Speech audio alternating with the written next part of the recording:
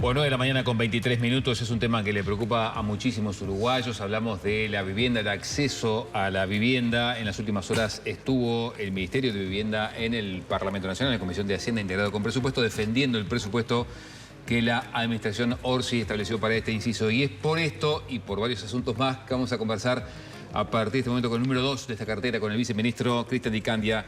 ¿Cómo le va, Di Candia? Buen día. Gracias muy por bien, acompañarnos. muy contento. Muchas gracias por la invitación. Bueno, como siempre. ¿Quedaron conformes ustedes en el ministerio con el presupuesto que les dio DONE? Por supuesto. La verdad es que somos de alguna manera unos privilegiados en ese sentido, en el marco, ¿no?, que tenemos de situación fiscal y de un presupuesto de sábana corta, como se dice. Ante esas dificultades en el armado del presupuesto, nosotros tenemos en términos presupuestales un aumento pequeño, pero un aumento al fin, pero además en términos extra presupuestales tenemos una duplicación del presupuesto para la emergencia crónica, para la pobreza multidimensional. Era un objetivo que se había planteado el gobierno en el primer Consejo de Ministros en el mes de marzo. Dentro de esas 63 prioridades habían 7 para el Ministerio de Vivienda. Una de ellas era la duplicación del presupuesto para la emergencia habitacional y eso en las últimas horas se terminó consolidando y vamos a pasar de destinar 355 millones de dólares que se destinó en el periodo pasado a destinar 705 millones de dólares en lo que viene a ser el Fideicomiso de Integración Social y Urbana. Esto es los programas del Plan Juntos, del Plan Avanzar, el Plan Mejoramiento de Barrios, el Plan Nacional de Relocalizaciones y obviamente los 2 programas nuevos, Crece desde el Pie y Más Barrios, todos ellos que apuntan a los mismos territorios más vulnerados y a la misma pobreza multidimensional. ¿Esto ameritó alguna redesignación en el presupuesto, una modificación? No, porque son recursos extra presupuestales. Es decir, en su gran mayoría provenientes de organismos multilaterales. En realidad se amplía un poco el margen de deuda, ¿no? ¿Entienden que este presupuesto va a alcanzar para cumplir con los objetivos de campaña? Bueno, por lo pronto, por los objetivos que nos planteamos en el presupuesto, las metas cuantitativas y cualitativas que están expresadas allí en el Plan Quinquenal de Vivienda y Hábitat, sí. Obviamente que en términos de vivienda, siempre todo presupuesto más que uno tenga, con los desafíos que hay en los territorios, siempre sería bienvenida.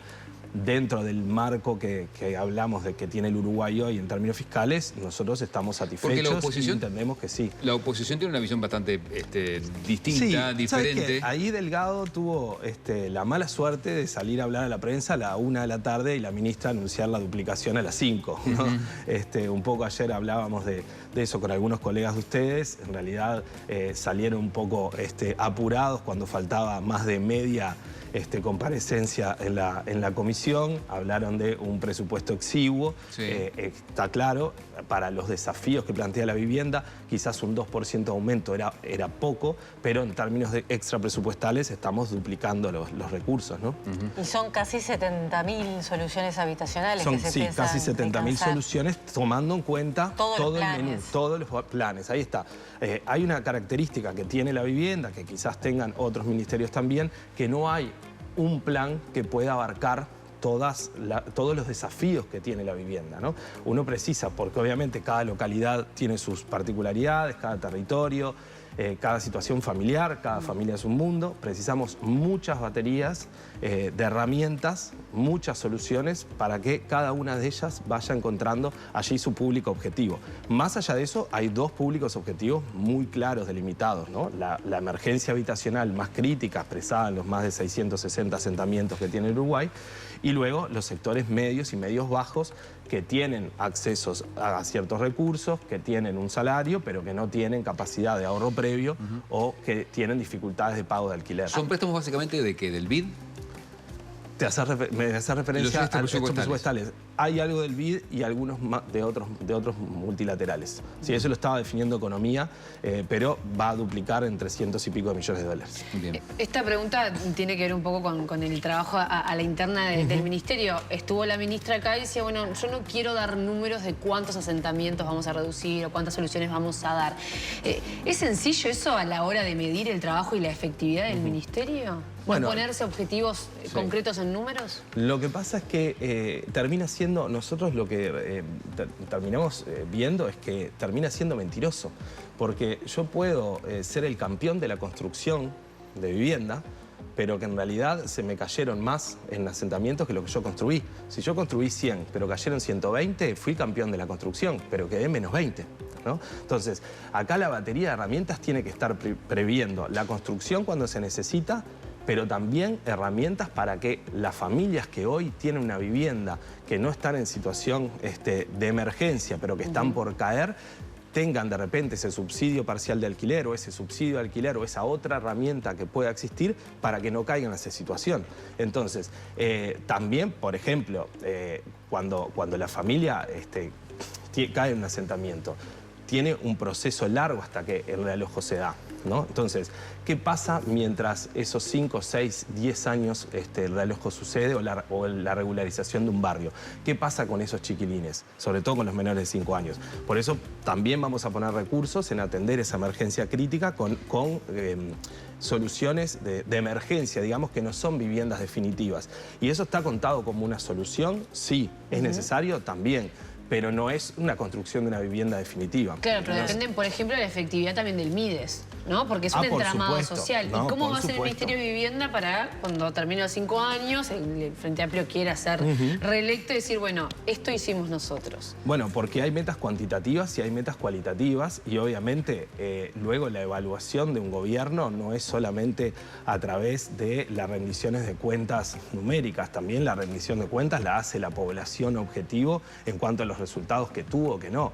Otra cuestión que también es un poco mentirosa en cuanto a los números, que tú mencionabas en la pregunta, es decir, bueno, ¿cuántos asentamientos relocalizaste? Y bueno, ¿asentamientos de cuántas personas? ¿De cuántas familias? Porque yo puedo haber relocalizado 2 de 500 cada uno o puedo haber hecho 20 de 3 viviendas, ¿no? Entonces, acá hay que ver qué características tiene cada una de esas viviendas, esos asentamientos, si esos asentamientos pueden ser regularizados donde están, construyendo calles, construyendo infraestructura, alumbrado, vivienda, o si están en una zona inundable, si están en un territorio contaminado, si hay que relocalizar. Bueno, cada uno tiene... Por eso nosotros decimos, tenemos estos recursos y apostamos a tener esta batería de herramientas. Y luego veremos en cada situación qué herramienta hay que utilizar para mejorar la situación de las personas. Ahora, igualmente, ya se está trabajando en casi 200 puntos del país. Son 20.000 hogares donde hoy se está trabajando a través de la Dirección Nacional de Integración Social y Urbana, proyectos que ya venían y otros que se incorporaron. Recordemos que, bueno, el Plan Juntos viene ya desde hace varios años, el Plan Avanzar comienza básicamente en el 2024, no termina de dar resultado mucho en la construcción, pero sí en la generación de proyectos, ¿no? Cuando se coloca los recursos en el FISU a principios del 2024, y esos proyectos siguen. En este momento, de los 20.000 hogares, son unos 9.000 en Montevideo, hay 4.000 en Canelones. Sabemos que el 75% de los asentamientos se encuentran en el área metropolitana, básicamente, y 11.000 en el resto del país, ¿no? Dicandia, mencionaste hace un ratito el tema del subsidio para los alquileres. Sí. Sabemos que en Uruguay alquilar es muy caro. Para algunas familias supone el 40% de sus ingresos poder acceder a un alquiler. ¿Cómo se va a reforzar ese asunto? ¿Cómo se va a ayudar a las familias? Sí, lo que se incorpora como novedad en este periodo es el subsidio de alquiler parcial, ¿no? Existía el total a través de convenios, básicamente, con el MIDES, con Mujeres, con el INAU, con INISA y diferentes situaciones con Fiscalía, con los gobiernos departamentales. Ahora se incorpora dentro del plan del alquiler social el subsidio parcial de alquiler. ¿Qué es esto? Bueno, una herramienta justamente para aquellas familias que tienen en el margen, la porción de ingresos que le toma a la familia pagar el alquiler, es mucho más alta del que debería. Entonces allí obviamente se va a hacer un llamado, se va a estudiar con los equipos sociales qué circunstancia, qué situación hay que atender. La idea es dar en principio unas 6.000 soluciones de alquiler social que, bueno, va a variar de acuerdo a cada circunstancia. No es que tenga un número, ¿En qué periodo? ¿6.000 en qué periodo? ¿En cuánto tiempo? En el quinquenio. En el quinquenio. Sí, sí. ¿Es suficiente 6.000? Y bueno, son programas nuevos también que uno tiene que monitorear. Como todo, el presupuesto y el plan es una construcción humana y modificable. Y el porcentaje de subsidio va a depender de acuerdo a la familia y a los ingresos. Sí, a ver, hay un artículo dentro del presupuesto que aprueba este plan quinquenal. Si este plan quinquenal es aprobado tal como está o tiene algunas modificaciones, nosotros estamos trabajando en las reglamentaciones de estos programas, ¿no? Cada uno de ellos tiene una bajada a tierra administrativa, los procesos, etcétera.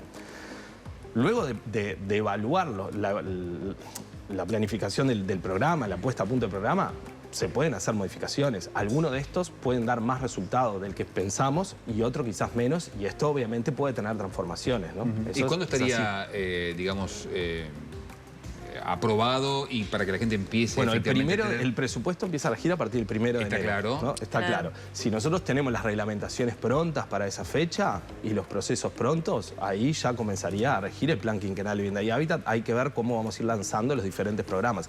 Muchos de ellos siguen corriendo, ¿no? O sea, como decía, donde está trabajando el Plan Juntos, el Plan Avanzar, esos siguen trabajando. El Banco Hipotecario, por ejemplo, está trabajando para extender el crédito al 95%. Sí. Eso va a generar una facilidad importante a muchas otras familias, ¿no? Obviamente precisan un ahorro previo de un 5%. ¿Eso también estaría a partir del año que viene? También a partir del 1 de enero. Yo me imagino detrás del televisor o delante del televisor jubilados, gente joven, madres con hijos. Bueno, ¿qué hay específicamente, por ejemplo, para primera vivienda? Tantos jóvenes que necesitan independizarse o que vienen del interior a Montevideo y es un problemón. Sí, primera vivienda es un gran paraguas que recoge también varias herramientas. Específicamente, para la vivienda propia, para la compra de vivienda, hay dos herramientas.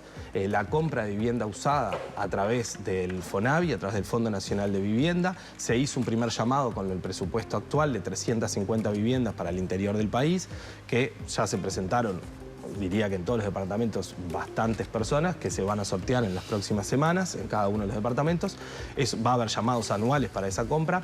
En esta compra hay subsidios, es decir, son familias que ganan, en el llamado anterior eran 30.000 pesos, que además pueden incluso estar en el clearing, o sea, lo que se pedía es que no fueran grado 5 en el Banco Central, o sea, se amplían las posibilidades de forma importante y lleva subsidio la cuota, digamos, de pago de ese préstamo. Y luego tenemos todos los mecanismos de alquiler también, y después el plan Entre Todos, que fue la modificación que se hizo de la vivienda promovida. Ustedes recuerdan que tuvimos una discusión en torno a qué sucedía con las exoneraciones en el marco de la vivienda promovida. Sí. Allí lo que se hizo fue dar luz de alguna manera a la situación que estábamos viviendo. Hay vivienda promovida que obviamente no calza en el público objetivo del Ministerio de Vivienda, ¿no? Que son los sectores medios y los sectores medios bajos.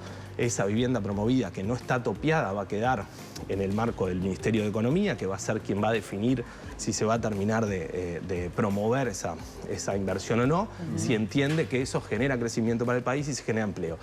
La vivienda topeada queda en el marco del Ministerio de Vivienda y va a ser objeto de subsidios en la compra. Es decir, en un ejemplo concreto para quienes nos están mirando, una compra de una vivienda de $100.000, para hacer números redondos, que en 25 años puede quedar el crédito en 25.000 pesos, dándole el 95% del crédito. Con el subsidio va a pagar menos de 18, 17, 16, de acuerdo al subsidio. Uno de los cambios también que va en el presupuesto es que ese subsidio sea revisable, porque anteriormente no era revisable, es decir, se daba el subsidio y quedaba igual por estos 25 años. Al ser revisable, acompaña el ciclo de vida de las familias. Es decir, en algún momento quizás la familia no precise un 30%, claro, con un 5% alcance, claro, o quizás precise un poco más. Bueno, eso lo estamos viendo con los bancos, con el Banco Hipotecario, con el Banco República, con la banca privada, también para que, bueno, esos niveles de subsidios no generen que la familia no sea, digamos, no pueda recibir el préstamo. Bien, tenemos que ir cerrando, me quedan 30 segundos, Licandia, pero el otro día el presidente del Banco Central invitaba a no pensar en dólares. Esto lo vamos a conversar con nuestra columna con Rodri Álvarez dentro de un ratito. Pero a propósito de esto, usted me preguntará qué tiene que ver el tipo de cambio con el Ministerio de Vivienda. Bueno, el otro día en un desayuno donde estuvieron varios inversores y desarrolladores inmobiliarios, el ECOER decía: hoy los proyectos inmobiliarios están siendo menos rentables con este tipo de cambio. Es una realidad. Él hablaba de la diferencia de costos en pesos, en dólares. ¿Cuánto le están bromando al Ministerio de Vivienda que el dólar esté en lo que está y que sigamos pensando los uruguayos en dólar y no en pesos? Bueno, yo hice esta explicación en dólares porque incluso a mí se me hace más fácil y entiendo que a la gente también, pero el Banco Hipotecario, la Agencia Nacional de Vivienda y el Ministerio piensan en URs y en UI aún.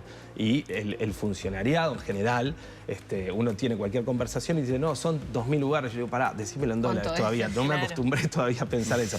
En realidad, todo el andamiaje, incluso del Fondo Nacional de Vivienda y su composición, depende del crecimiento del índice medio de salarios, depende de la evolución de la UR y no del dólar. Entonces, en realidad, el tipo de cambio no le afecta al Ministerio de Vivienda. Ahora, igual voy a hacer un comentario con lo que comentó Lecuedar, porque en realidad la cantidad de proyectos de inversión de vivienda promovida que tiene la Agencia Nacional de Vivienda, si hoy no entrara un proyecto más, igual hay construcción por 5 años y mucha construcción. El 85% de las viviendas en el marco de vivienda promovida son compradas para renta. Solo el 15% las están comprando las familias. Así que rentable debe ser rentable. Bien, Cristian de Cande, muchas gracias por acompañarnos. No, muchas gracias. gracias. Placer.